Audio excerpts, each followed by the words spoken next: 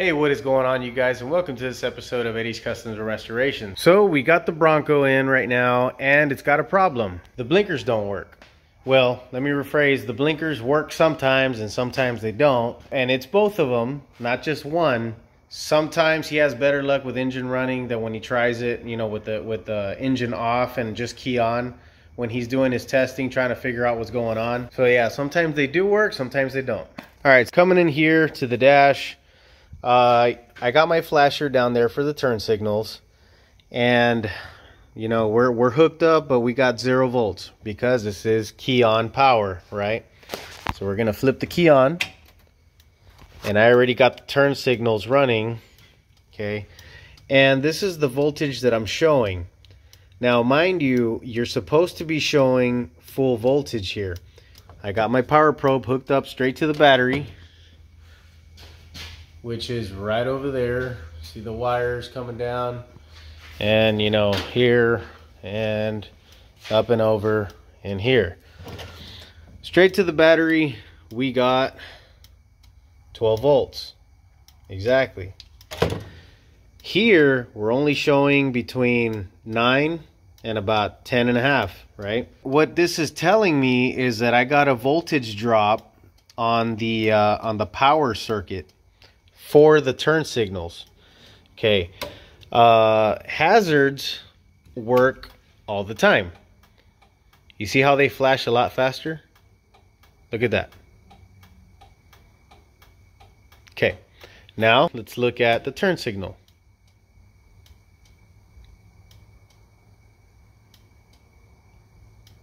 It's almost getting to the point where it's not flashing. I had caught it before, but right now it's camera shy and it's working, you know. However, not working very well based on our readings. You know, we got, like I said, less voltage than what we should, right? So voltage drop. Now check what happens. I'm gonna give this power.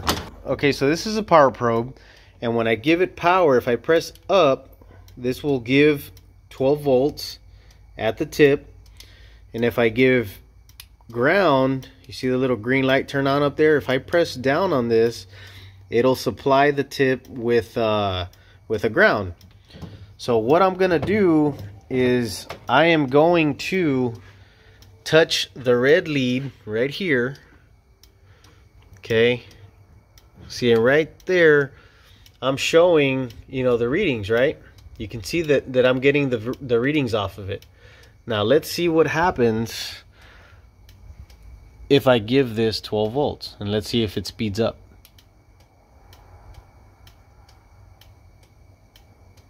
Now let's take it off.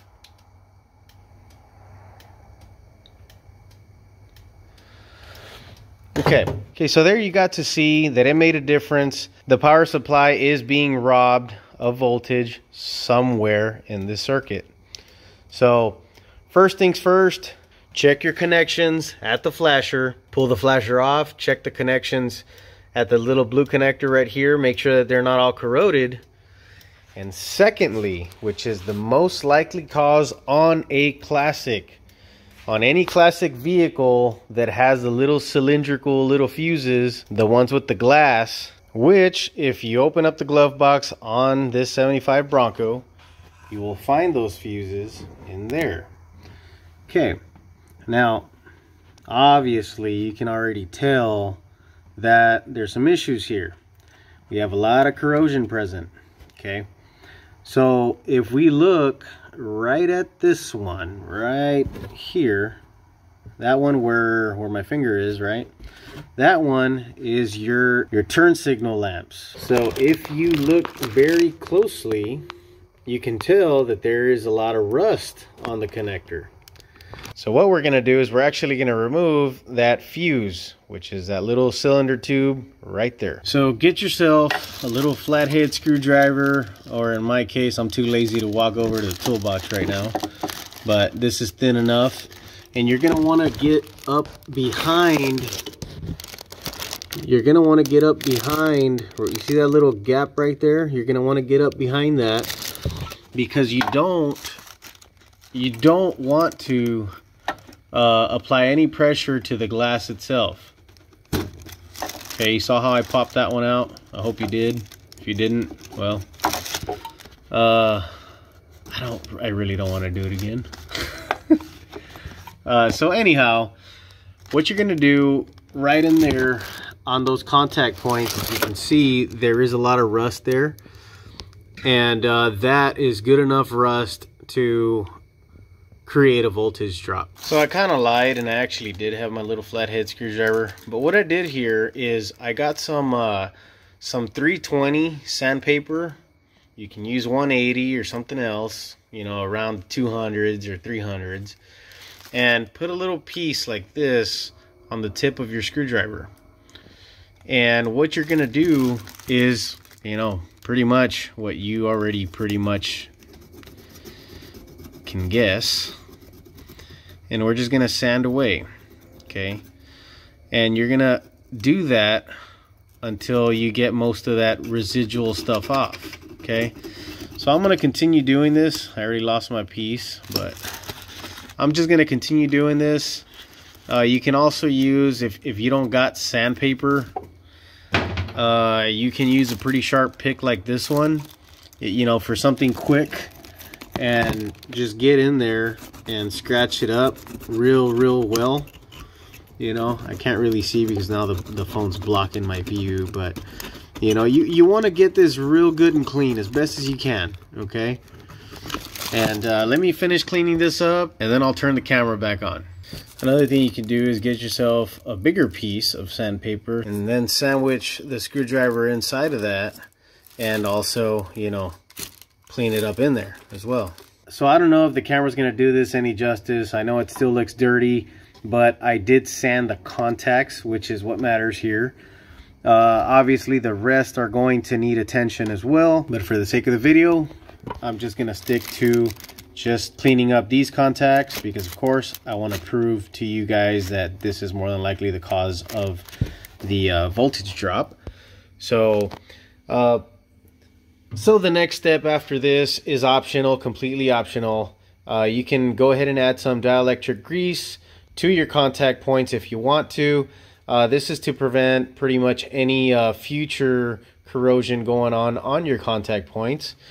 Also, it helps if you put a little bit of a squeeze to these guys right here, because they do tend to open up over the years. They have been opened up for quite a bit, so they could lose a bit of their tension. So I am just going to put a little dab just on the front there, on the front edges, okay? And having that right there, I'm going to push that grease on right there, and it is now inside there, you know, where the contacts are. So now, leaving that exactly the way it is, we're gonna walk over to the other side here, and we're gonna give this a go. We're gonna check it out. Okay, I'm gonna turn the key on, turn signal on, and already that's blinking much faster. I don't know if you can tell. So let's turn our multimeter back on, because it went to dormant mode here. Okay, we're showing 11 volts and kind of jumping around at 10.9, 11 volts, you know. Now let's check how much voltage we have here at the fuse. We have 11.7. What about at the actual connector, which is on the top right here? Because just in case, you know, some of it is not getting past, you know, in case we still have some corrosion, we would see a difference in voltage, which I forgot to show you that in the beginning of the video. I bet you anything there would have been a difference in voltage here. So right now we're getting the exact same voltage. See, we're at 11.7 at the fuse, and then we have 11.7 at the connector itself. So there you go. You got to see my difference in values. Of course, for some reason I do have 11.7 volts versus the full 12, but 0.3 of a volt is not going to stop my blinkers from working as they were before. However, there was a 9 volt value before that, which was causing the blinkers to not be operational sometimes. So if you're having these kind of issues with your blinkers, be sure to check the fuse, or the fuse contacts to be specific, because that little bit of corrosion / rust will definitely cause these problems and that voltage drop at the flasher. So if you feel that I helped you out, please help me out by subscribing to my channel. It really helps me out. And as always, guys, until next time, be safe.